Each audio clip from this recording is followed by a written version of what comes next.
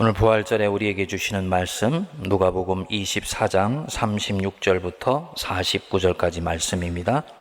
이 말을 할 때 예수께서 친히 그들 가운데 서서 이르시되 너희에게 평강이 있을지어다 하시니 그들이 놀라고 무서워하여 그 보는 것을 영으로 생각하는지라.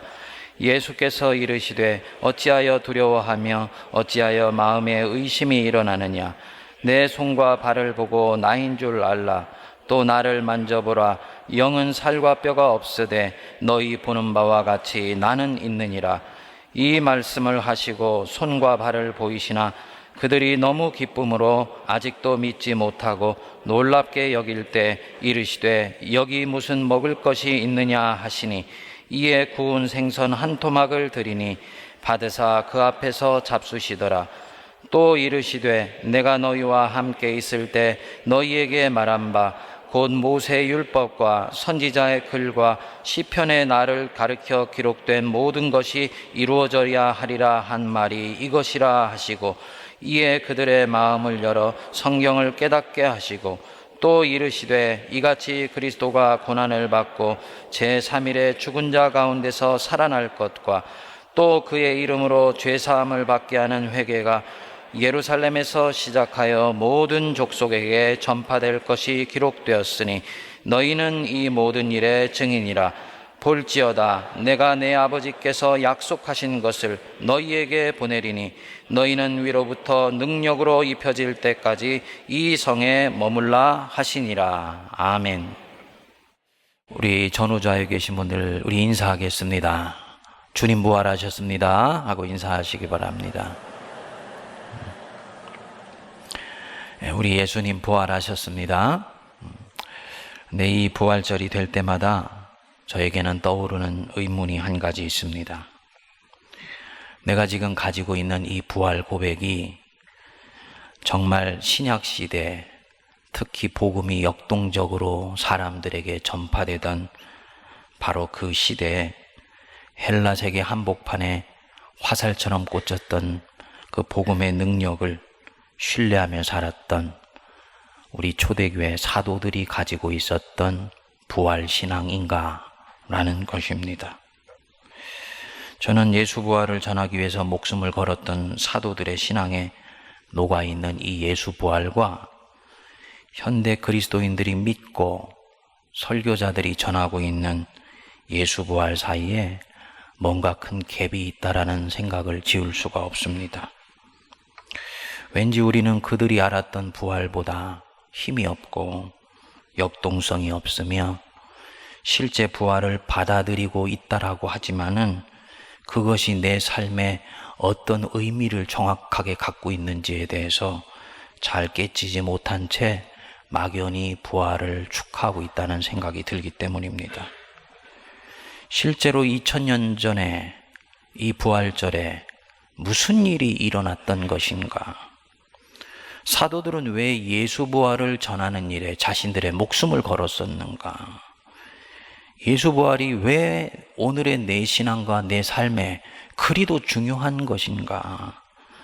오늘은 이 부분들에 대해서 여러분들하고 좀 나누고자 합니다. 예수께서 십자가에 매달려 처참한 죽음을 당하시고 난 뒤에 한 10여일 정도가 지나게 되면서 예루살렘과 유대에는 한 가지 낯선 소문이 떠돌기 시작했습니다. 갈릴리에서 온 선지자, 자신을 메시아라고 얘기했던 그 선지자가 죽은 뒤에 실제로 살아났다는 것입니다. 흩어졌던 제자들은 다시 모여들기 시작했고요. 이들은 예수가 다시 살아났다는 소식을 사방에 다니면서 전하게 되었습니다. 사도행전에 나오는 베드로의 설교는 간단히 얘기하면 예수께서 부활하셨고 그 예수가 메시아다라는 것이었습니다. 이 주장은 빠르게 확산되었고요. 당시에 예수를 십자가에 못 박았던 사람들도 당혹스러워할 정도로 많은 사람들이 이 예수 부활 주장에 귀를 기울이기 시작했습니다. 이런 황당한 주장에 끌려서 예루살렘에 교회가 생기기까지 했습니다. 이 사실은 사도행전 성경책뿐만 아니라 요세푸스라는 1세기 유명한 유대 역사가가 쓴 1세기 유대사와 로마사 안에도 나오는 실제 이야기입니다. 이에 대해서 당시에 다양한 주장이 나오게 되었습니다. 사실은 예수를 따랐던 사람들이 시신을 훔쳐놓고는 예수가 부활했다라고 사기를 치고 다니고 있다. 어떤 사람들은 예수는 사실 죽은 것이 아니고 죽은 것처럼 보였다가 일어난 것이다. 또 어떤 사람들은 예수가 부활한 것은 맞지만 몸이 부활한 것이 아니고 영이 부활한 것이다. 실제로 이 주장은 교회 안에까지 들어와서 몸의 부활을 믿지 않고 영의 부활을 믿는 영지주의라는 이단을 만들어내게 되었습니다. 그런데 신약학자 톰 라이트는 이런 주장은 베드로나 바울 같은 1세기 유대인들에게 부활이 어떤 것을 의미한 것이었는지를 정확하게 알게 되면 전혀 사실 무근인 헛된 주장이라고 얘기를 합니다. 만일 베드로와 11 제자들 그리고 사도 바울이 내가 부활을 보았다 라고 말할 때는 그들에게는 뜻이 대단히 명료했습니다. 첫째, 1세기 유대인들에게 부활은 단연코 몸의 부활이었습니다. 영의 부활은 부활이 아니었습니다. 누군가 부활한 예수의 영을 만났다라고 말을 하면 축하합니다. 은혜를 받으셨군요. 라고는 말을 하지만 그것을 부활이라고 말하지는 않습니다. 이들이 부활한 예수를 만났다라고 주장할 때는 죽었다가 실제로 몸이 완전체로 살아난 예수를 만났다라는 뜻이었습니다. 오늘 우리에게 주신 본문 말씀 39절에 내 손과 발을 보고 나인 줄 알라. 또 나를 만져보라. 영은 살과 뼈가 없으되 너희 보는 바와 같이 나는 있느니라. 몸으로 부활하신 예수님을 제자들이 만났다라는 것을 말하는 것입니다. 그리고는 자신이 실제로 살아있는 몸이라는 것을 보이시기 위해서 42절 43절에는 보면 구운 생선 토막을 드리니 받으사 제자들 앞에서 잡수셨습니다. 몸의 부활을 부활이라고 보기 때문입니다. 둘째로 부활은 철저히 여호와 하나님이 주관하시는 역사로 보았습니다. 자신이 메시아라고 주장하며 살았던 사람이 부활했다라고 말할 때는 바울이 그것을 절대로 받아들일 수 없었던 이유가 바로 이것입니다. 메시아면 하나님이 보낸 왕인데 어떻게 저주를 받아 나무에 매달려 죽은 그 사람이 메시아였으며 그 거짓 메시아를 어떻게 하나님이 살려내실 수가 있느냐는 것이었습니다. 절대로 받아들일 수가 없었던 것입니다. 셋째로 죽은 자의 부활은 하나님의 통치가 이제 시작되었고 새 시대가 도래했다는 것을 뜻했습니다. 부활한 예수를 만났을 때 내가 새로워지는 것은 말할 것도 없고 새로워지고 있는 내가 살고 있는 이 세상 전체가 완전히 새로워졌다라는 것을 뜻하는 것으로 1세기 유대인들은 받아들였습니다.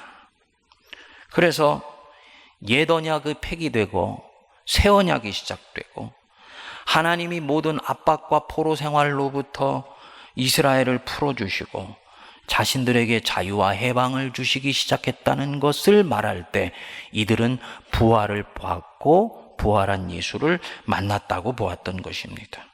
그렇기 때문에 이 1세기 유대인들에게 죽은 자의 부활은 이미 정치적이고 사회적인 해방으로 받아들여졌던 것입니다. 하나님이 실질적으로 통치하시고 하나님의 나라가 이제 이 세상 한복판에 실제로 시작된 것을 말합니다. 정리하면 죽은 자가 부활했다는 말은 몸이 부활한 것이고요.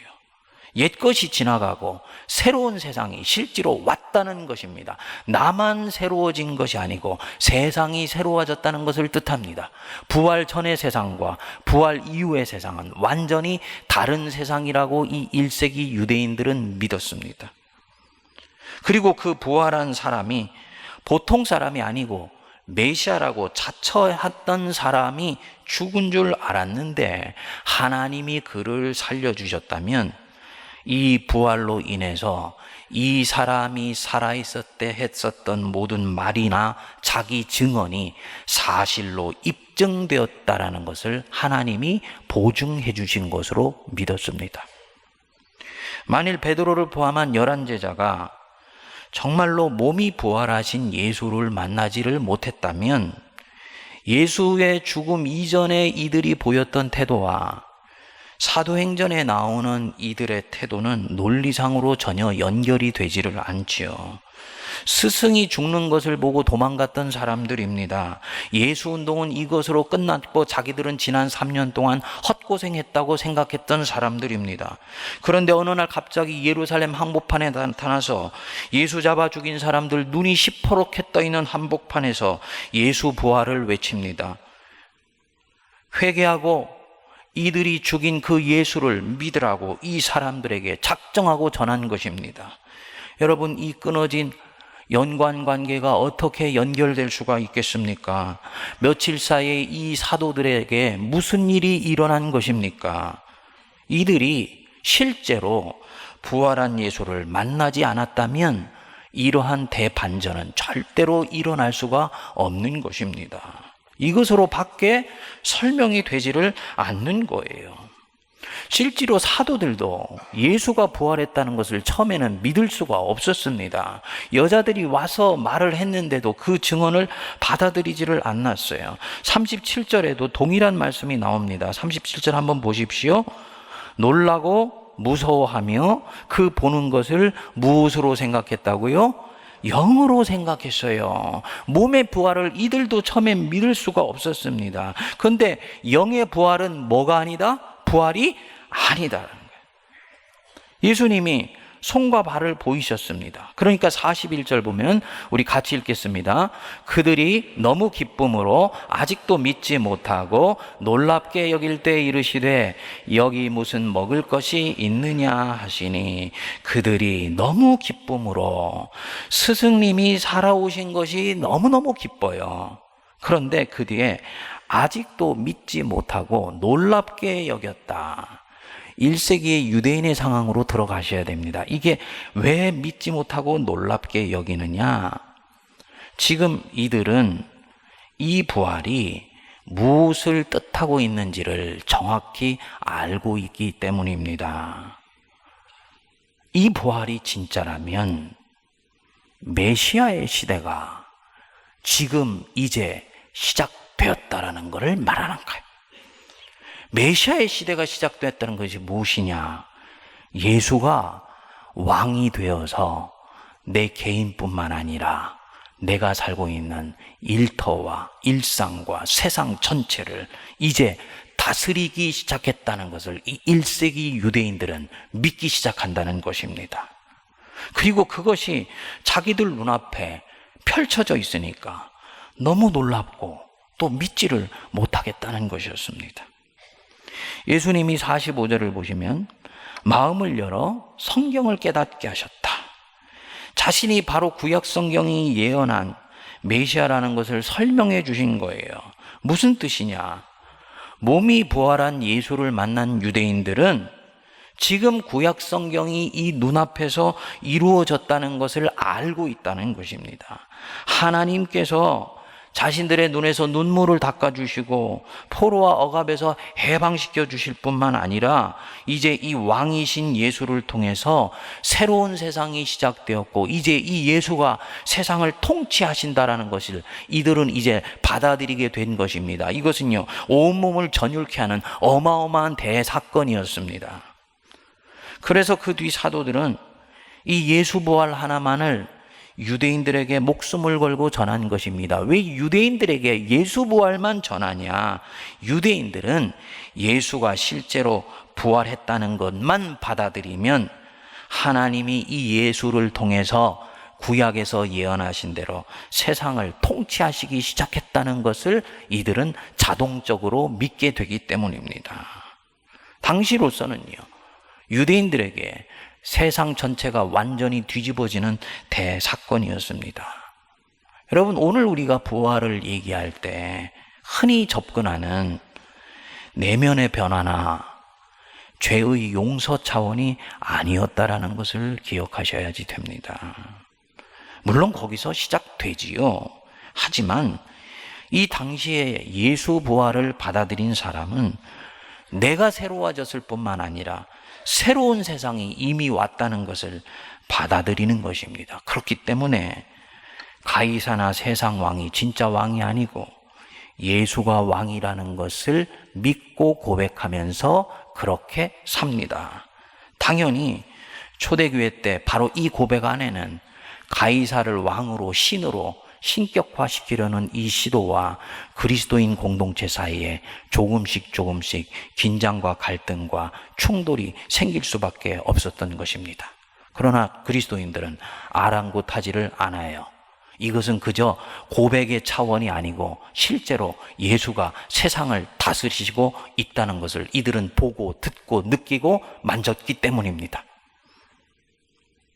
그러니까 우리가 예수가 왕이다 라고 고백하는 것과 얼마나 다릅니까? 포인트가 바로 여기에 있습니다. 예수 잡아 죽이려고 했던 사람 이 사울이 뒤집어진 것도 바로 이런 이유였습니다. 사도행전에서는 사울이 환상을 보았다고 하는데 여기서 이 환상은 환타지나 환영을 뜻하는 것이 아닙니다. 만일 정말 사도 바울이 환상을 환영으로 보았다면 부활이 무엇인지를 알고 있는 이 바울에게 예수 부활을 얘기할 이유가 없는 것이죠. 절대로 자기가 부활한 예수를 만났다고 말할 수가 없는 것입니다.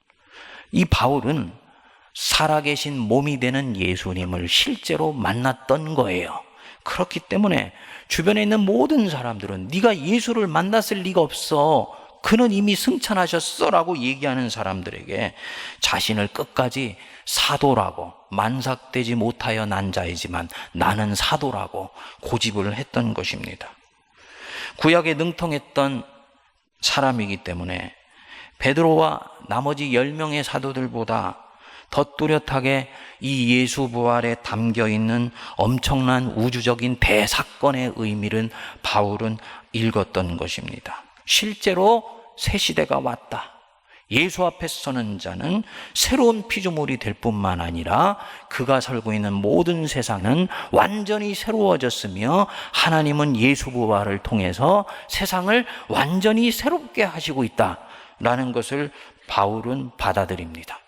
그래서 고린도서 5장 17절 보면 그런즉 누구든지 그리스도 안에 있으면 새로운 피조물이라 이전 것은 지나갔으니 보라 새 것이 되었도다. 이 새로운 피조물이란 이 말씀은 내면이 새롭게 되었다든지 심령이 변화되었다든지 라는 차원이 아니고 머리끝부터 발끝까지 영과 혼과 몸이 완전히 새롭게 되었을 뿐만 아니라 이 사람이 살고 있는 세상 전체가 새롭게 되어진 것을 말하는 것이었습니다. 바울과 사도들에게 더 놀라운 일들은 그 뒤에 일어났습니다. 이들이 처음에 예수 부활을 전했는데 이들은 아직 이 예수 부활이 무엇을 뜻하는지는 알지만 거기에 전폭적인 믿음을 실을 수는 없었습니다. 그래서 달달 떨면서 사람들에게 가서 예수 부활을 전했어요. 그런데요, 이적과 기적이 연달아서 일어난 것입니다. 예수 부활을 전하고 예수의 이름만 전했는데 실제로 예수님 살아계셨을 때 일어난 일들이 자기들 눈앞에서 그대로 재현된 것입니다. 예루살렘 성전에서 평생 걷지 못하는 자를 보고 사도 베드로가 선포를 했지요.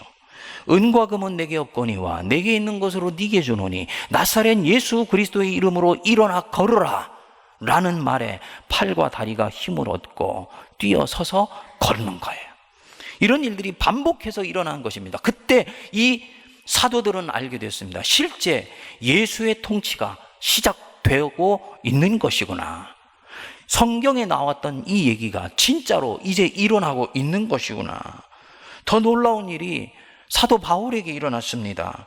이방인에게 예수 부활을 전했습니다. 이방인들은 하나님의 품 바깥에 있는 자들이라고 생각했던 자들입니다. 언약 밖에 있는 자들이라고 보았던 자들이에요. 근데 그들에게 예수 부활을 전했더니 이들이 회개하고 예수를 왕으로 맞아들이는 역사가 일어난 것입니다. 하나님이 유대인에게 뿐만 아니라 만민에게 새로운 역사를 시작하고 있다는 것을 이 바울이 알게 된 거지요. 그리고 그것을 다른 사도들에게도 전하게 된 것입니다.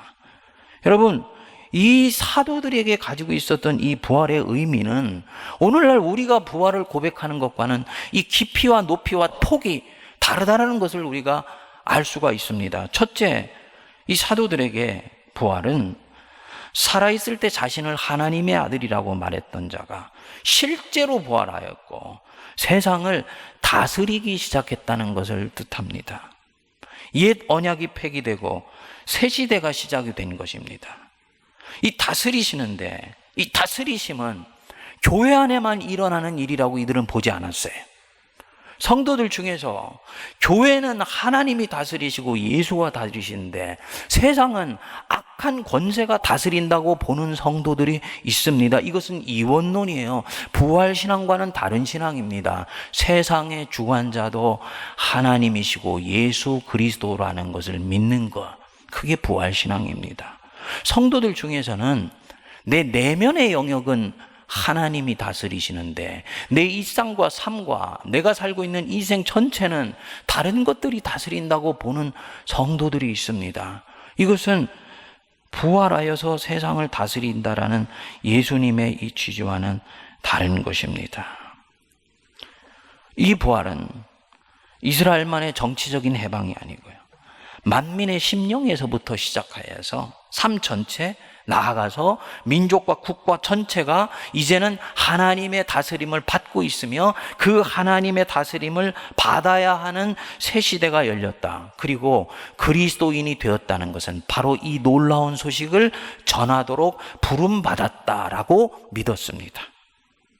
둘째로, 예수가 삶과 세계의 주인이 되시고 예수가 왕이라는 뜻입니다.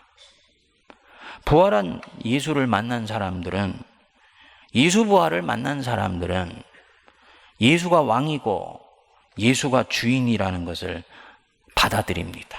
주권을 명료히 해요. 그렇기 때문에 내면에서만 예수가 다스리시는 것이 아니라 외면에서도 예수님이 왕이고요, 심리와 일상과 정치가 하나님이 다스리시고 왕 되시는 데서는 분리되지를 않습니다. 모든 면에서 예수님만이 왕입니다. 그러니까 가이사와 부딪힐 수밖에 없는 것입니다. 가이사가 지나가던 그리스도인 하나를 불러서 내가 왕이냐 예수가 왕이냐 물으면 이들은 둘 다 왕입니다 라고 얘기를 할 수 있습니다. 한 단계 더 나가서 그럼 누가 큐리어스, 누가 주님이냐 묻으면 그리스도인들은 주저하지 않고 예수님만이 주님입니다 라고 고백을 했어요. 이것 때문에 가이사는 그리스도인들을 절대로 인정할 수가 없었습니다. 이것은 오늘날까지 계속되지요. 저 북한의 김일성 세습 체계가 3대씩 일어나는 가운데서도 여전히 60만 명이 넘는 지하교회 교인들이 끈질기게 기도하면서 복음을 붙들고 있다고 하지 않습니까? 이유가 뭡니까? 예수만이 왕이고 예수만이 주님이시기 때문입니다. 그래서 기독교 신앙은 독재나 우상화와는 절대로 양립할 수가 없는 것입니다. 오죽하면 이 신앙과 기계가 놀라워서 세상 사람들이 1세기 그리스도인들을 보고 세상을 뒤집어 엎는 위험스러운 사람들이라고 말을 했겠습니까? 셋째로, 교회는 부활의 열매입니다. 대단히 중요한데 오늘날 교회와 성도들이 간과하는 부분이에요. 예수님 살아계실 때 교회가 성립된 것이 아니라는 것을 여러분 꼭 기억하셔야 됩니다. 예수님 생전에 예수 따라다녔던 그룹들은 예수님이 십자가에 못 박히실 때 다 도망갔어요. 그것은 교회의 기초와 밑거름은 될 수 있지만 교회를 세우는 힘은 될 수가 없었습니다. 언제 교회가 시작되었느냐? 예수 부활과 함께 시작된 것입니다. 예수님 승천하시고 성령을 보내주시니 성령을 받은 사람들이 교회를 시작했습니다. 그래서 교회의 본질적 신학은 하나예요. 예수 부활입니다. 사도들의 신학의 핵심이 바로 이 부활 신학입니다. 그 정수가 바울 신학이에요. 이 부활 신학을 전하니까, 예수 부활을 전하니까 가슴에 불이 붙은 사람들이 회개하여서 교회를 이루기 시작했습니다. 예수 부활을 전하니까 죄의 권세가 물러나면서 회심의 역사가 일어난 것입니다. 2000년간 이 지구상의 모든 교회는 예수 부활의 터전 위에 세워졌다는 건 여러분 기억하시기 바랍니다. 세상살이가 아무리 고달퍼도 박해가 심해서 사방이 암흑으로 보이지만은 교회 와서 주일에 예수 부활 소식을 들으면 죽은 영이 살아나고 낙심한 마음이 힘을 얻는 역사가 일어났던 것입니다. 내 주님, 죄의 권세를 꿰뚫으셨지. 죽음의 힘이 나를 삼키지 못하지. 원수는 절대로 나를 꺾어버리지 못하지. 나는 세상에 절대로 지지 않을 거야. 예수님 부활하셨기 때문이야. 아주 단순하고 투박합니다. 정교하지 않습니다. 그러나 이 예수 부활 안에 엄청난 파워가 있어서 이 사람들 속에 있는 영혼의 어두운 그림자를 단박에 몰아내는 힘이 교회의 선포 안에 있었습니다. 주일날 바로 그것이 선포되었던 거예요. 그래서 이 예수 부활을 제대로 들으면 세상으로부터 지쳐서 들어왔던 성도들이 예배당 안으로 들어올 때는 쭉 쳐져서 들어왔는데 예배를 드리고 나갈 때는 세상을 얻는 믿음을 가진 사람처럼 어깨를 펴고 당당하게 세상으로 나갔던 것입니다. 죄에 묶여있던 자, 회개해서 죄에서 풀려나고요. 가이사에게 잘 보이려고 전전긍긍하면서 살아갔던 관리가 예수를 왕으로 모시게 되니까 그날부터 가이사의 불의에 대해서 당당하게 저항하는 역사가 일어났습니다. 사소한 문제로 티격태격 싸웠습니다. 그러는 사람이 주일에 예수 부활의 능력에 참여하면서 그런 사소한 문제로 내가 싸울 일이 아니다. 나는 어마어마한 우주적인 은혜를 입고 살아가는 사람이야 라고 생각하게 됐을 때 서로가 서로를 용서하는 일이 일어나는 것입니다. 초대교회 때 늘 반복해서 일어났던 일이에요. 부활이 교회를 시작하게 하고 부활이 교회를 이 세상 한복판 속에서 들불처럼 번져나가게 하고 부활이 교회에 엄청난 역동성과 세상에 대한 파괴력을 가져다 주었었습니다. 믿지 않는 성도들도 믿지 않는 사람들도 교회를 그래서 두려워했습니다. 그런데 이 부활의 능력이 교회 안에서 서서히 빠져나가기 시작했습니다. 기독교가 로마의 국교가 되면서 이 부활의 능력이 교회 안에서 급격히 유실되었습니다. 로마의 황제가 기독교 신앙을 자기의 권력을 견고히 하는 수단으로 사용하기 시작하면서 기독교 신앙 안에 교회가 박제화되고 틀에 갇히게 되었습니다. 여러분, 성령의 능력은 틀에 갇히면 역동성을 상실해 가기 시작합니다. 성령은 바람과 같은 분이에요. 어디로부터 와서 어디로 가는지를 모릅니다. 주의 영이 있는 곳에는 자유함이 있습니다. 그 자유하신 성령을 틀 안에 끼워서 신앙을 재단하려고 하니까 교회 안에 부활의 능력이 점점 보이지를 않게 되었습니다. 하워드 슈나이더라는 신학자는 그래서 기독교가 로마의 국교가 된 것은 기독교 신앙으로서는 안타까운 일이고 마귀의 괴계였다 라고까지 말을 했습니다. 거기에 더해서요, 종교개혁을 통해서 이 부활의 능력이 루터와 칼빈 속에서 다시 일어나기 시작했는데 17세기, 18세기를 거치면서 어떻게든 교회의 신앙을 당시의 주조를 이뤘던 과학주의 세계관과 합리주의 철학 속에 끼워 맞추려고 하면서 사람들이 이 부활을 내면의 영역과 내세의 영역으로 가져가기 시작을 했습니다. 바로 이 영향으로 교회의 부활의 능력이 오늘날 보이지를 않는 것입니다. 성도들이 부활절에 예배를 드리고 설교를 들으면 예수님의 부활을 통해서 죽은 이후에 우리가 천국에 가게 된다라는 것들을 환기하거나 혹은 내 속에 있는 내면의 연약한 부분들이 부활을 얻을 것이라는 이런 회개 정도로 받아들이게 된 것입니다. 사랑하는 여러분, 우리 예수님 실제로 부활하셨습니다. 이것은 신앙 고백의 영역이 아니고 심리의 영역이 아니고 역사적 사실이에요. 실제 몸으로 부활하셨습니다. 그렇기 때문에 1세기 유대인들은 부활만을 외친 거예요. 메시아 우리 왕이 십자가에 매달려 죽으시고 끝난 줄 알았는데 다시 부활했습니다. 그러면 사도들에게는 죽었던 모든 것들이 다시 살아납니다. 지난 3년간 헛된 인생 살았다고 생각하는데 그 인생도 다시 살아나는 것입니다. 그분이 왕입니다. 그분이 주님이에요. 그렇기 때문에 이것을 믿는 성도는 절대로 세상에 주눅들지 않습니다. 왜 예수가 왕인 것을 믿지 못하는 성도들처럼 그렇게 세상 속에 주눅들어 살아가세요? 세상이 나를 삼키면 어떨까 하여서 안절부절 하십니까? 예수가 왕이라는 이 고백을 내면의 영역에서만 가져가고 있을 뿐이지 하나님께서 예수를 통해 실제로 지금 세상을 통치하시고 계시다는 것을 믿지 않기 때문에 세상에 주눅드는 것입니다. 여러분들은 부활한 예수를 받아들인 사람들입니다. 맞지요?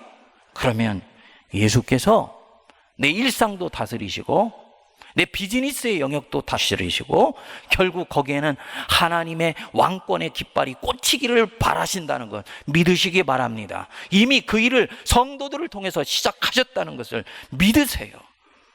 여러분들이 삶에 시달려서 느끼지 못하고 있을 뿐이지 조금만 호흡을 가다듬어서 이 부활하신 주님을 바라보기 시작하시면 그분이 이끌어 가셔서 내 인생은 절대로 실종되지 않고 하나님 안에서 승리를 거두게 된다는 것을 우리가 믿을 수가 있습니다.